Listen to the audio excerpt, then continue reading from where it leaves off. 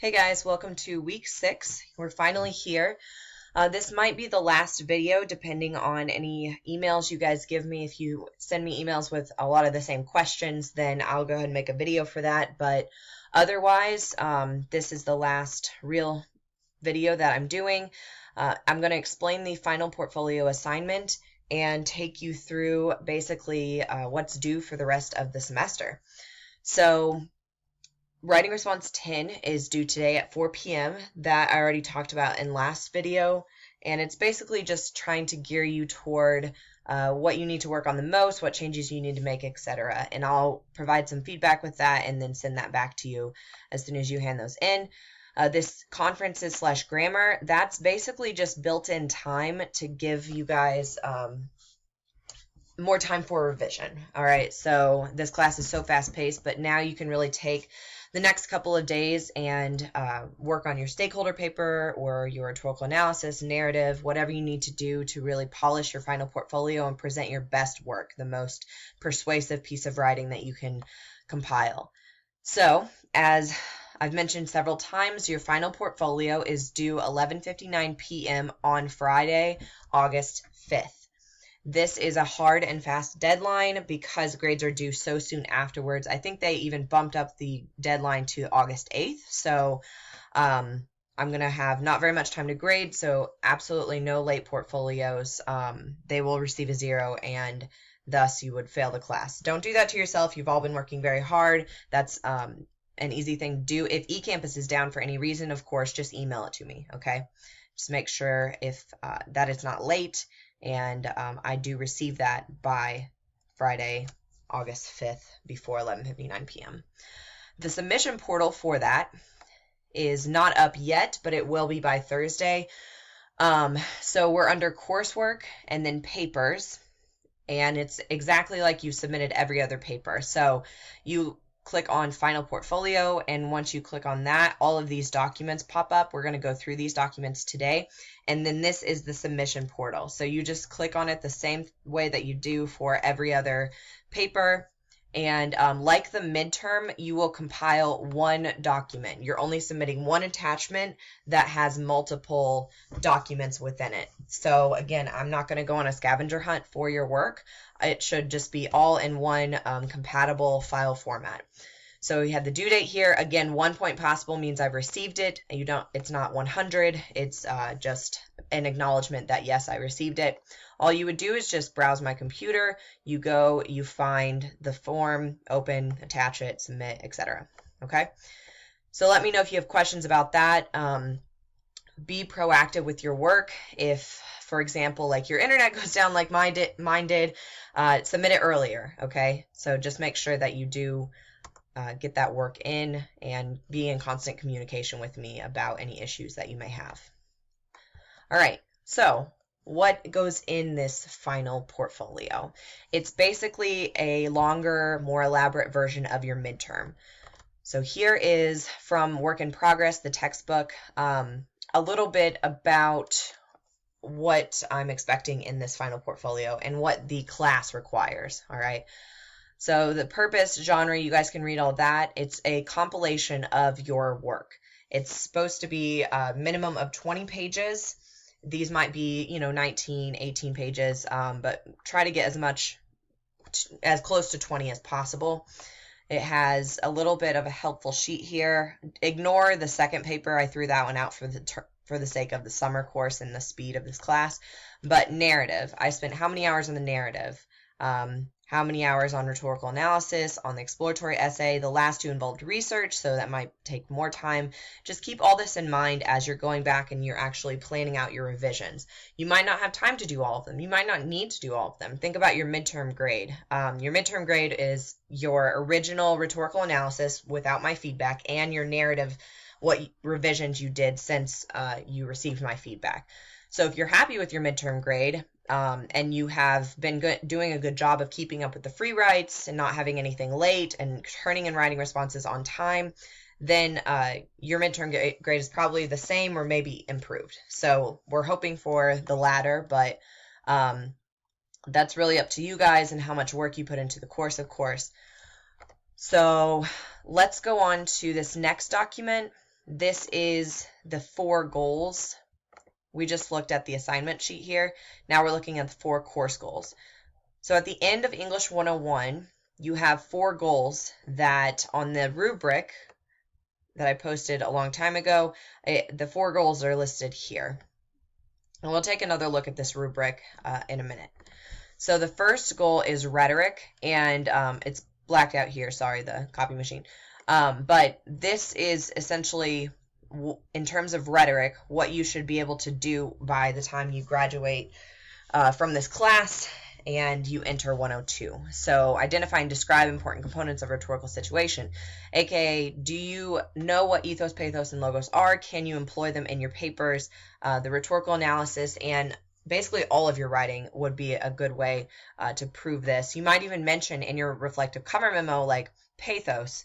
I really wanted to evoke more pathos from the audience in my narrative paper versus the stakeholder paper because of the genre, the conventions, and also it would be more effective to my audience. So if you're using this language, it shows me that you have some form of mastery over it, and you've been doing the work, you've been paying attention in class, watching the videos, etc. All right, so that's all for rhetoric. You can read this here. These are all taken from the work in progress textbook. So again, it's like an English departmental enforced policy, and we as instructors have to follow some of these rules as well. So just take a look at all of these things, as these 4 goals are going to be important when I'm grading your overall portfolio. So inquiry is our second goal, and the ability to reflect and self-assess. So that is huge. Self-assess could be with the narrative. It's probably more so with the reflective cover memo. The reflective cover memo has to be a new reflective cover memo. Yes, you're probably groaning, but your midterm reflective cover memo counted for the midterm, and that's it. Okay, it's just like you can't reuse papers within the same course or from class to class. You also can't use parts of your midterm reflective cover memo in your final. It needs to be fresh, new. Hopefully you've learned more things since the midterm. So we'll look at a template in just a second to get you guys thinking about that. All right, so contextualizing evidence. So this is when I say, like, introduce your sources. This all goes into inquiry, all right? Let's go ahead and move down to the third one, processes. This is essentially some of peer review right here, collaborate with others. So that's why I've had you do peer review, so you can prove to me that you can not only collaborate with others, but effectively and responsibly collaborate with others. Most of you have been doing a great job with peer reviews. I'm super impressed with this class. So good job on those, and you will have a chance to demonstrate this collaboration in your final portfolio as well to kind of strengthen it. What technologies did you use? Do you use Wikipedia? You shouldn't, not in your final papers. So do you know how to access, like, the databases? Are you following the video steps? Are you using actual research? Are you showing a process of research? Have I seen multiple drafts from you? Because I need to see how you're improving as well as the final product. The last goal is conventions. So this is MLA documentation style. It's also grammar conventions. It's also tone. So think of how your narrative, your voice and your narrative paper has changed from your stakeholder paper. Stakeholder is more formal.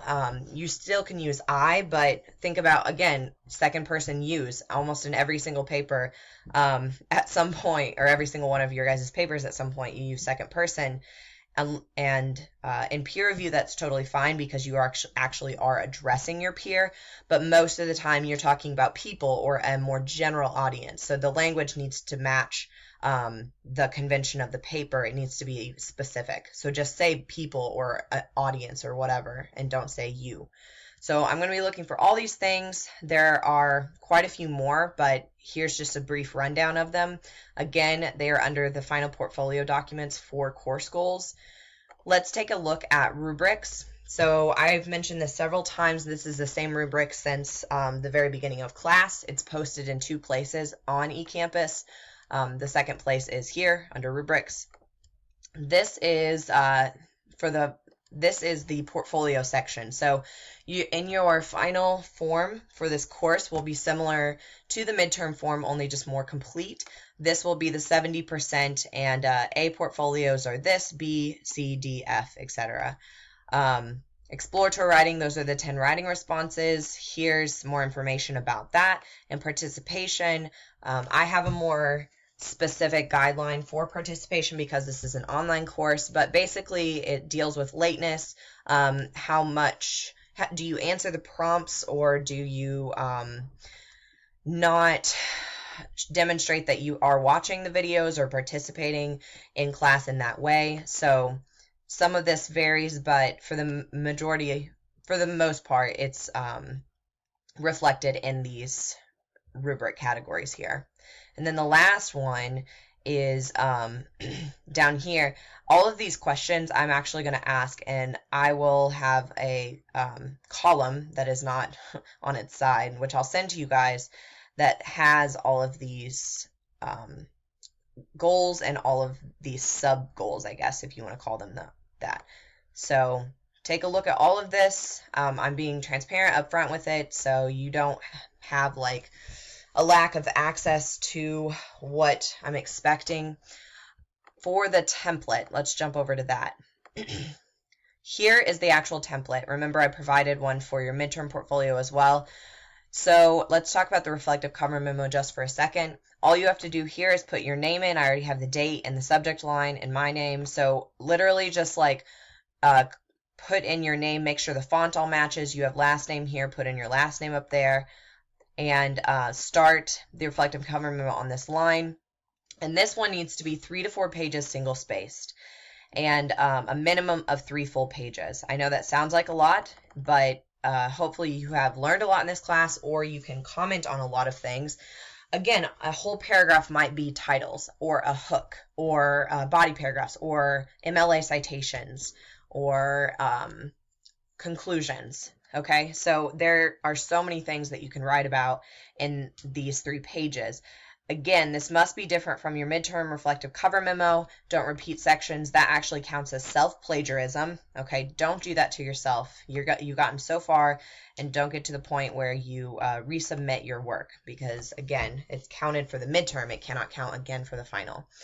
This is just information that you've already read from the midterm, and just present a very polished portfolio that's informative. I don't want BS. I don't want fluff. I want honest, actual student work.